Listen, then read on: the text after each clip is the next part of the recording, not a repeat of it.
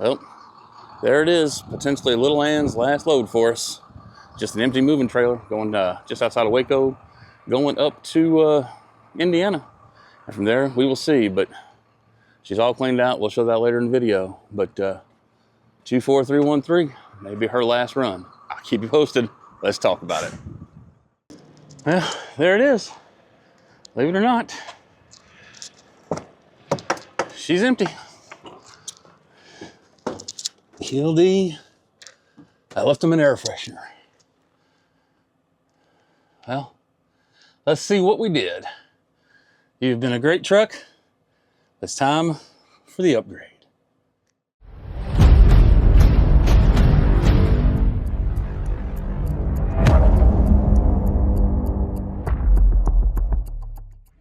What is going on YouTube? To the new subscribers, welcome in. Usual suspects, y'all welcome back. So, I guess I got some explaining to do, right? And let me just go ahead and get this out of the way, a little disclaimer. I'm going to show you the truck. I don't play hide and go seek with the truck.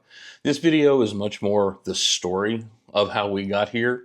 And then we'll have a follow-up video when we do some more truck tour, because I got to do some installations, and we'll film that and we'll talk about everything in detail. This is just kind of the general overview because I wanted to get you guys the information. So if you watch my videos any length of time, if you kind of look at it, you will see how things all tie in together.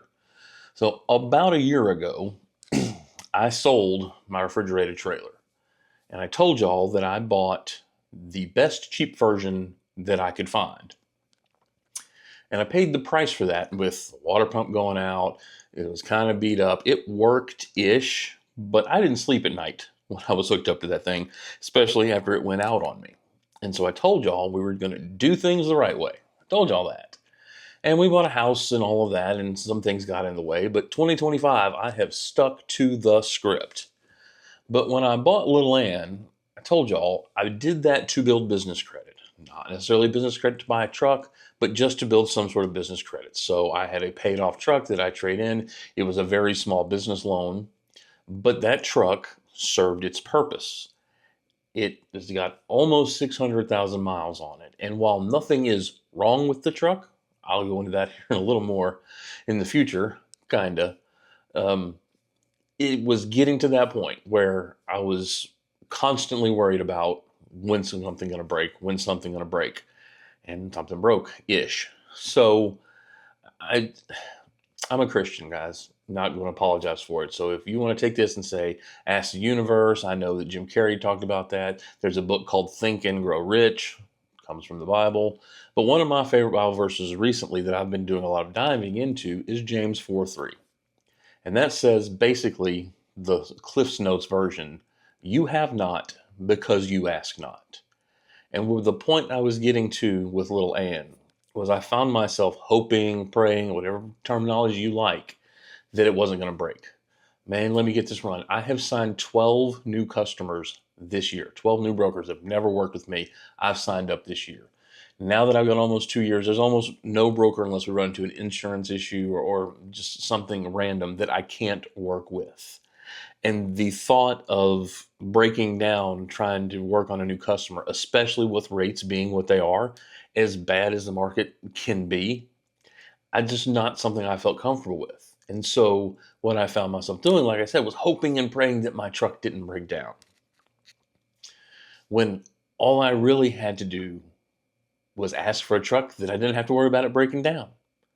Now I can already read the comments. New trucks break down. My TMC truck, first trip I had, it broke down twice. And you know who fixed it? The warranty. I have a warranty. I have a brand new truck. To me, it's got 861 miles, so I guess we'll call it used. But the in-service date on the warranty is today.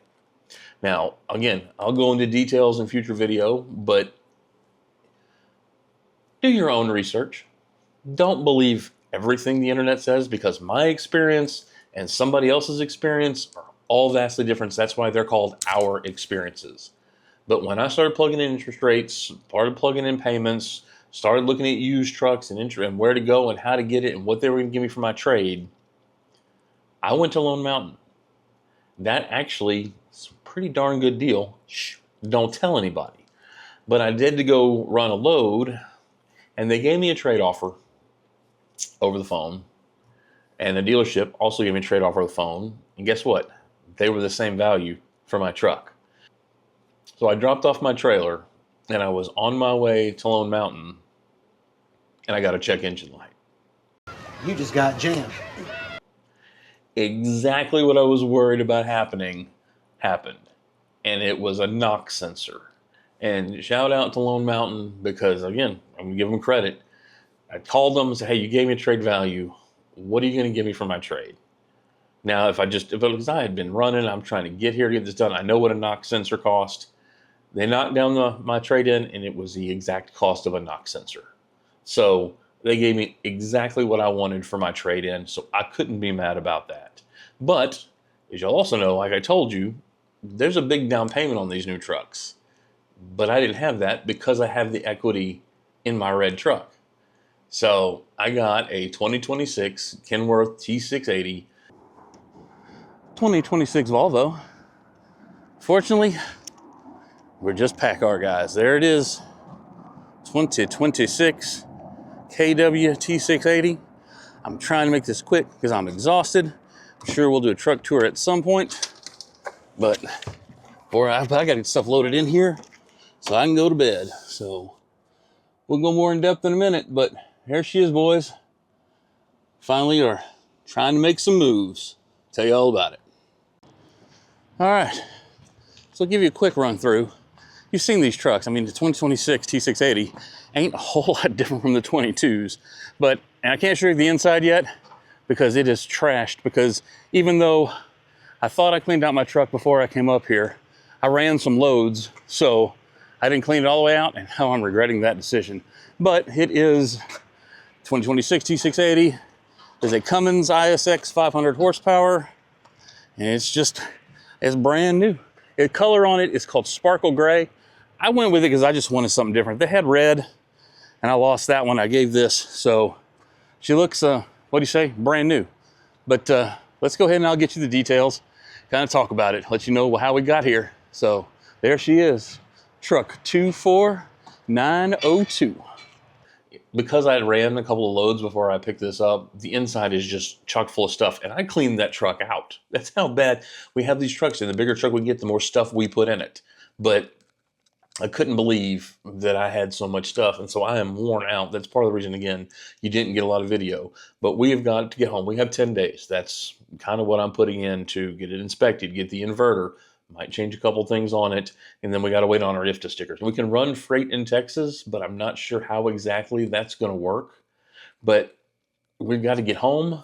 We have a brand new 2026. Like I said, it's got the diamond interior, heated and cooled seats, digital dash. I promise you we're going to get to that video and tell you all about it. But we have a new truck. Now we got to go pay for it. God bless. Let's get rolling.